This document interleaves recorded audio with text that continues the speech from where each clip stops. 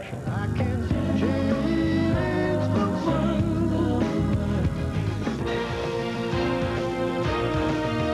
Or could be green with envy over a presidential candidate who holds only 3% of the vote in our latest poll. Mr. Gore, though, is concerned because in the close race, the Green Party candidate, Ralph Nader, could play the spoiler. Mr. Nader joins us this morning to make his case. Also here, of course, our panel as well. Before we start, I want to show everybody a little piece of videotape of Ralph Nader of some years ago talking about the career that he planned and hoped to have. Let's watch. Would you ever consider running for president? No. Why? There's a good reason. I think that the political system, the country today, is so encrusted with bureaucracy and special interests and waste and inefficiency that what you have to do is step back and start by trying to help organize people and trying to get them to see citizenship as a profession, as an expertise. So, a few years later, a little grayer maybe, but with a different career choice. Juan? Mr. Nader, what's wrong with Al Gore? Why would you not support the Democratic Party's likely nominee? Well, because on corporate power issues, which I think are central in this country, and the takeover of the political government by the corporate government, the only difference between Al Gore and George Bush is the velocity with which his forehead hits the floor when big business knocks on the door. So would the Democratic Party be better off if Gore loses, even if Bush wins? Doesn't mean much difference at all. Well, let me ask you a corporate question, since you've been critical of corporate America. I wonder what your opinion is of the stock market, which some people have called it a bubble. One, is it a bubble? And two, if so, is it dangerous for average Americans to be investing in our stock market today? Well, obviously it depends how they invest, but you know, by most accounts, the valuations are sky high by historical record or any kind of record, and there's a hell of a lot of speculation going in there. It's not really producing things people need. There's a kind of paper economy, you know, business we call it the casino economy, instead of the real economy of housing and public transit and adequate nutrition and all the things that people need, especially low-income people. Are you at all invested in the stock market personally? You are? Really? What stocks are you invested in? Well, you'll find that out in a few days. Okay. So that means you're going to be releasing financial statements? Oh, yes. So you're going to release your income tax returns like every other presidential Well, candidate? the government ethics forms, which are quite detailed. Okay. You know, Ralph, the critique you've made here of corporate America is not terribly different from what I've heard you say for, what, some 30 years now. Yet, somewhere along the line here, you've made a decision to cross the great divide from being someone on the outside trying to push the system to someone trying from electoral politics or to influence it that way. What changed your mind? Well, if you talk with citizen groups in this town, it's very difficult to get anything done anymore. I think the merger of the two parties, increasingly beholden to all these PACs and all this money interests, mostly from business interests, has shortened the options that citizen groups have to improve their country. If I came to town now, I couldn't have done what I did in the 60s and 70s to advance the health and safety of a lot of products in the environment. One is I couldn't find a Senator Magnuson or a Senator Ribicoff or a Senator Percy. Two, I couldn't find people in the press who would cover the story on a day-to-day basis. They're into writing features if they're not writing about O.J. Simpson. And three, there's very little access to the executive branch. There's a permanent government here, Brit, in Washington.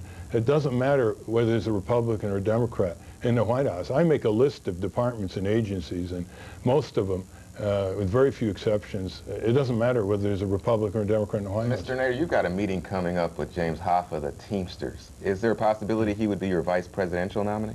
No, not likely. My vice presidential nominee is going to be Winona LaDuke, as she was in 1996. Who is Miss LaDuke? She is a very accomplished person, graduate of Harvard, one of Time Magazine's choice of 50 future leaders of America, a member of the Ojibwe tribe in northern Minnesota, an indigenous rights spokesperson all over the world, an author of 2 books, one on the corrosive effects on Indian reservations of toxics, and she just gave birth to her 3rd child. And your alliance with Mr. Hoffa is based on your opposition to globalization and the recent vote on China trade?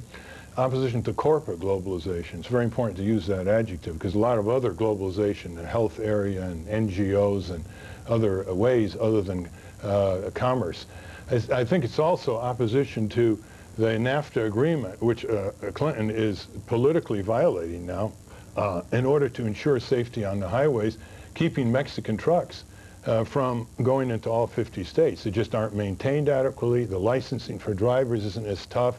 And by now, they should be allowed to go in all 50 states. Look out in your rearview mirror, folks. But Hoffa doesn't want it for obvious reasons. These truck drivers are being paid $7 a day carrying freight to Maine and Massachusetts. In 1992, Ross Perot was a very successful third-party candidate in one important aspect, which is he injected an issue, deficit reduction, into the national debate, and he forced the other parties to take it up. And in fact, it became the priority for the next term of President Clinton. What one issue do you want to make the two parties unable to ignore in this race? Public elections should be publicly financed, and more than just one issue, the strengthening of labor laws to facilitate workers forming trade unions. We're down to the lowest in 60 years in the private economy of unionized labor, less than 10%. That's why 47 million workers don't have a livable wage in this country. They're making 6, 7, 8. And though neither of those issues rank very high on the top of voters' concerns right now, how are you going to get them to the forefront? Well, they rank very high on the tops of people who can't make a livable wage, that's for sure. Well, I've certainly seen every poll I've seen says the public does not want public financing. Well, you know what? Actually, it's crossing the divide now. Is it? Yeah, it's quite. And if you say campaign finance reform, it doesn't resonate. If you say you want to get dirty money out of politics, well, you want to get clean money, you want clean money elections. That's loading the question up, though, isn't it? No, I don't think it is. I think it makes a difference whether you have a well-promoted voluntary checkoff on the 1040 up to $200 and free time on radio and TV instead of having the oil industry, insurance, banking industry buying and renting our politicians. Let me ask you a question on a subject I've never heard you speak on, and that's missile defense. Aside from the expense, do you think how much it would cost? Is it a good idea for the U.S. to have a missile defense against rogue nations and so on? Well, that's first and foremost a physics question, and the American Physical Society says that it's not going to work, and very advanced computer experts say it's not going to work. It's too easy to decoy. It's horribly complex. So, I mean, let's see if it works, first of all, before you get into the overall arms reduction effort, which I think Russia and the U.S.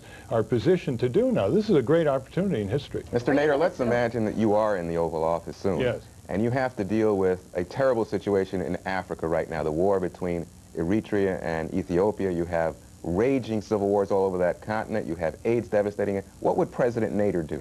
Well, first, I would get rid of the iron grip of the pharmaceutical industries who want to keep AIDS medicines up high in price, and that's Vice President Bush's problem. Excuse me, Vice President Gore's problem. He was too close to the pharmaceutical industry, and now that's all opening up. I mean, it's just outrageous to see these prices, in effect, with people dying every day. And second, you know, when it comes to these kinds of ethnic conflicts, etc., I think the only thing we can do is to have an international preventive diplomacy effort and eventually perhaps a peacekeeping effort. But it can't be ours. It can't be NATO or ours. It's got to be much more international.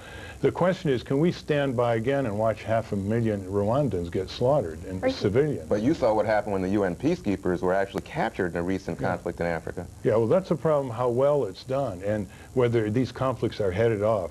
It does seem to me that the fight over that little piece of land could have been headed off with some very good African and other continent preventive diplomacy. Ralph, I wondered, does it ever occur to you, maybe in the dark of the night when you're thinking about what's going on in America today with this extraordinarily prosperous country with more people working, with unemployment rates scratching record lows all the time, with more people owning the corporate America, which you're so critical than has ever been the case before, that maybe Americans like it this way, and that what you interpret as unwarranted and inappropriate corporate influence in Washington is really the political influence of a public that is basically satisfied?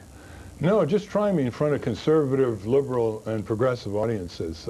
We're not using people indicators, Brit. As our website points out, votenader.com, for anybody who wants to volunteer or contribute. If you use people indicators instead of Greenspan or Clinton indicators, we have a booming economy, booming stock market, booming corporate profits, granted. But we have 20% child poverty. In the district, it's 30%. In California, it's 25%. Well, why don't these people then want to throw the bums out? Those are the highest, well, I guess, in terms of a sense of powerlessness and withdrawal from the political system. That's another problem, But we have, as I said, we have 47 million people making under $10 an hour, many of them 5.5, 6, 7. We've got $6.2 trillion in consumer debt. You can have a two-income family and they're broke and they got to go into debt. Affordable housing needs have never been higher, and homelessness is pretty rampant. We have public works crumbling, you know, private affluence, but our clinics, our schools, our public transits are crumbling. And look at the small farmer. Booming times. The small farmer in America working from dawn to dusk can't make it because the prices are so low, driven down by these giant grain and beef and pig conglomerates. So always ask, what are the public indicators? And even in your industry, look at the media. 6 giant media conglomerates control most of the circulation and audiences. They're cutting reporters. They're cutting their sense of seriousness and journalistic standards. They're cutting their camera crews, and they're looking for the next Elian case. Well, we got you here, so nobody can criticize us on that. Ralph, it's good to see you. Always good to have you. Thanks for coming in. Hope you'll come back. Thank you. Up next, the candidate who could pose a threat to George W. Bush, Pat Buchanan. Be right back. To be a real smarty, just join a new party and keep your 2 feet on the ground, because it's the same old merry-go-round. Between Pat Buchanan and the California Reform Party, Buchanan is positioned to be a major nuisance to George Bush. Since bolting from the GOP, he has essentially wrapped up the Reform Party's presidential nomination, and he joins us this morning to assess his chances in